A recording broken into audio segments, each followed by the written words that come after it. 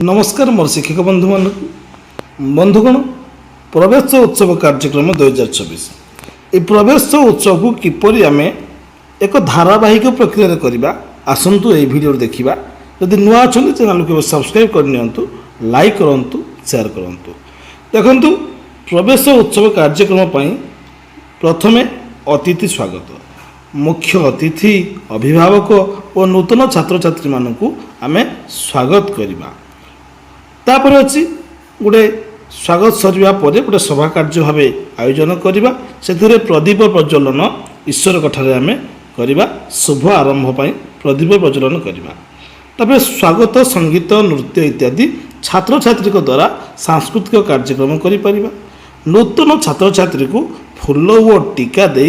स्वागत करवा तांकु आत्मीय भाव ग्रहण करवा ये गोटे सुंदर शब्द रहा तांकु आत्मीय भाव ग्रहण करवा शिक्षक शिक्षयित्री माने से कुनी कुनी पिला मानक मध्यरे एइटी ही उपयुक्त जागरण सृष्टि करि परिबे तांकु किपरि से माने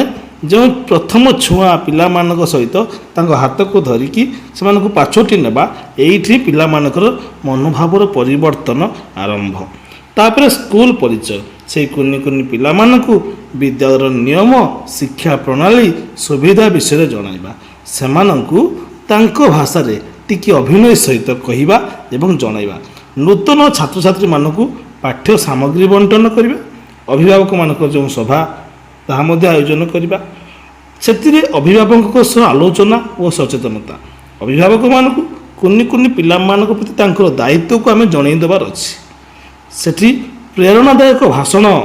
जो प्रेरणा पाई अभिभावक माने तांको पिला मानकु केबे भी स्कूल आसबाकू मना करि परिबे नाही शिक्षकंकर भल पाइबा सेठू से माने जानि परिबे एवं से भल पाइबा को तांको पिला मानक पई उपयोग कराई परिबे तापरे मुख्य अतिथि शिक्षक द्वारा प्रेरणादायक कथा मध्य कहि परिबे एहा व्यतीत एहा परे खेल और मजादार कार्यक्रम छोट छोट खेल एक्टिविटी ता कौन करिबा कौन प्रकार खेल आमे करि परिबा केउ प्रकार खेल ता परे आमे जानिबा पिला मानक पई मिठा बंटन कुनी कुनी पिला चॉकलेट मिठा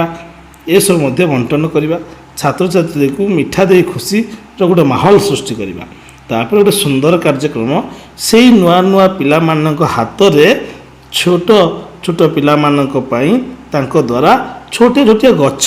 कुनी कुनी गच्छ मानक आम लगाइबा से माने जते वर्ष पर्यंत रहिबे से 5 वर्ष हो किंबा 8 वर्ष हो सेतिकी वर्ष भितरे तांकर से गच्छटा केते बड़ होउची ताहा से माने निरीक्षण करिवे ये गोटे सुंदर कार्यक्रम आपण माने करि परिबे वृक्षरोपण तापरे धन्यवाद ज्ञापन करिकरी सभाटा को शेष करि परिबे एबे आसंतु जानिबा कोन सब एक्टिविटी करि परिबा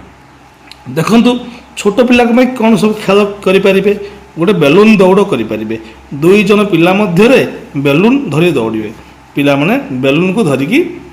दौड़े बेलून दौड़ खेल तापर देखु लेंबू एवं चामच और लेंबू दौड़ पिला माने मुह किंबा हाथ रे चामच रे लेंबू रखिबे एवं दौड़े ये गोटे मजादार खेल तापर म्यूजिकल चेयर तो आप जानी संगीत बंद हेल्ले चेयर धरवा बा चेयर रे बसवा कुनी पिला मानके सबुठु बढ़िया तापर बेलून फटा पिला माने बेलून उपर बसबे एवं फटेबे ये केतोटी बेलून फाटी पारिला से गणाहब एवं तांको पुरस्कृत करा जिवो बढ़िया खेल एटा गोटे तबे सृजनशील एक्टिविटी कौन देखिबा चित्रांकन प्रतियोगिता मोर विद्यालय विषय रे चित्र